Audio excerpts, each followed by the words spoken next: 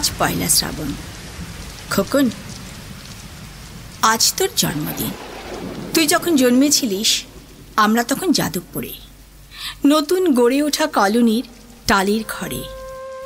তোর school master বাবা সেই হ্যারিকেনের আলোয় জ্বলা ঘরে আনন্দে ও খুশিতে ঝলমলে হয়ে উঠেছিলেন তুই আসার পর। তোর নাম রেখেছিলেন সুকল্যাণ। মানুষের মনটা ছিল শিশুর মতো, অভাবে অনটনে বেঁচে থাকার নানা দুর্বিপাকেও ভেঙে পড়তেন না কখনো। সকলের ভালো চাইতেন মন থেকে, বলতেন, দেখো একদিন এই দেশের মানুষ ঠিক খুঁজে পাবে মুক্তির পথ। শোষণ থেকে মুক্তি, দারিদ্র্য থেকে মুক্তি, অশিক্ষা থেকে মুক্তি। তুই খুব ভালোবাসতিস পায়েস খেতে। তোর বাবা বাসস্ট্যান্ডের দোকান থেকে নিয়ে আসতেন তোর প্রিয় মিষ্টি ছানার গজা। সামান্য স্কুলের মাস্টারিতে কি বা আয় হতো, ঘরে বসে ছাত্র পড়িয়ে আসতো কিছু। দাও দাও অভাবের আগুনে সে রসদ পুড়তে সময় লাগতো না। তোর বাবার জামা সেলাই করতাম আর বারবার বলতাম, আসছে মাসে একটা জামা বানিয়ে নিও। উনি হেসে উঠে বলতেন, বাদ দাও তো, খোকন বড় হচ্ছে, ওর জন্য ভাবছি দুধ রাখতে হবে আরও আধশের। দুধে শক্তি বাড়ে, বুদ্ধি বাড়ে। শক্তি আর বুদ্ধি না হলে তোমার খোকন মস্ত বড় মানুষ হয়ে উঠবে কি করে? ভাবছি আরও 2টো টিউশনই নেব। ছাত্র পড়িয়ে পড়িয়ে মানুষটা দিনের শেষে ক্লান্ত হয়ে যেতেন। বারান্দার ধার ঘেঁষে যখন রাতের অন্ধকারে জোনাকির ব্যস্ততা, আর ঘরে তোর পড়া মুখস্থ করার এক টানা সুর আমাদের কলোনির ভাঙা চূড়া বাড়িটাতে জীবন্ত করে রাখত। তখন বলতেন আমায়, খাওয়া দাওয়া একটু করো, তোমার চেহারাটা বড় ভেঙে পড়ছে দিন দিন। শাড়িটাও তো দেখছি ছিঁড়েছে। কালই আমি ফেরার পথে একটা শাড়ি নিয়ে আসবো, ধারেই আনবো। আমি বলতাম, দূর, সামনে খোকনের উঁচু ক্লাস, কত বইপত্তর কিনতে হবে, কত খরচ। উনি দীর্ঘশ্বাস ফেলে চুপ করে যেতেন। জোনাকিরে নিঃশব্দ অদৃশ্য আলোর আলপনা আঁকত উঠোনের আগাছার ঝোপে।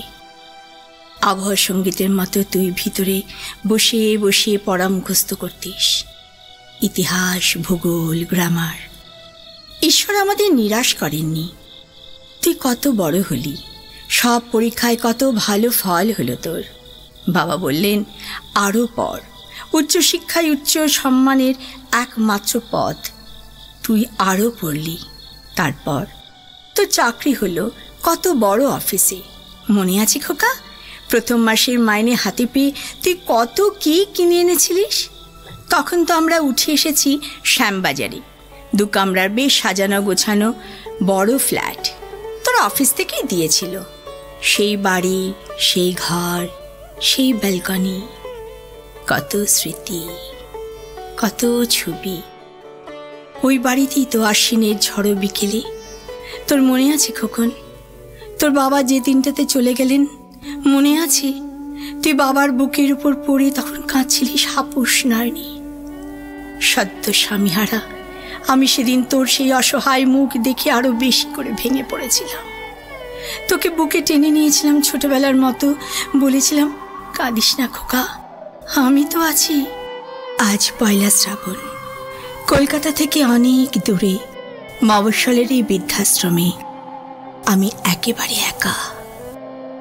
খোকন, তোকে বড় দেখতে ইচ্ছে করছে রে, তোকে, বৌমাকে আর ছোট্ট বিল্টুকে। তোরা এখন কত দূরে, সল্টলেকের মার্বেল বসানো ঝকঝকে বাড়িতে। আজ তোর জন্মদিনে নিশ্চয়ই খুব বড় পার্টি হচ্ছে। আজ পয়লা শ্রাবণ। খোকন, আজ তোর জন্মদিন। ছোটবেলায় তোর মনে আছে আমাদের ভাঙা মেঝেতে বাক্স থেকে বার করা মেজমাসির হাতে তৈরি আসনটা পেতে দিতাম, সামনে রাখতাম ঠাকুরের আসনের প্রদীপখানা। তুই বসতিস বাবু হয়ে চুপটি করে।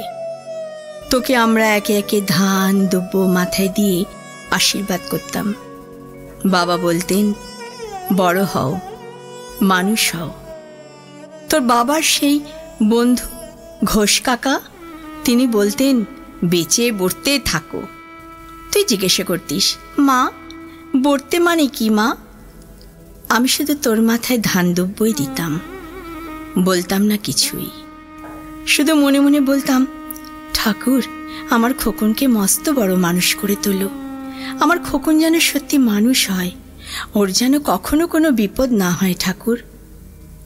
অভাবের সংসারে ওই একটা দিন পয়লা শ্রাবণ, কষ্টের পয়সায় একটু বাড়তি দুধ নিতাম, পায়েস রান্না করে দিতাম তোকে। আজ তোর জন্মদিনে নিশ্চয়ই খুব বড় পার্টি হচ্ছে, তাই না রে খোকন? লোকজন, হইচই, খাওয়া দাওয়া, খুব ভালো খুব ভালো।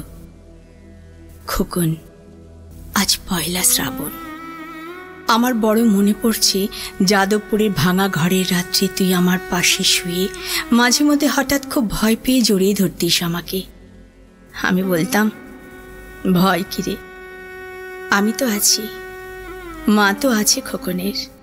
যার মা থাকে তাকে কি ভূতে ধরে? তুই নিশ্চিন্ত হয়ে ঘুমিয়ে পড়তিস আমার বুক জুড়ে। তোর আধুনিক সংসারে এই বুড়িটার একটু ঠাঁই হলো না রে। প্রতিমাও তো মা, ওরও তো আছে আমার খোকনের মতো কুল আলো করা এক চাঁদের টুকরো। কিন্তু সময়ের কি আশ্চর্য পরিবর্তন খোকন। তুই বোধহয় আর এখন পায়েস খাস না, তাই না রে? তুই জানিস না আজ আমি সকালে পায়েস রান্না করেছি। হ্যাঁ, তোরই পাঠানো টাকায়।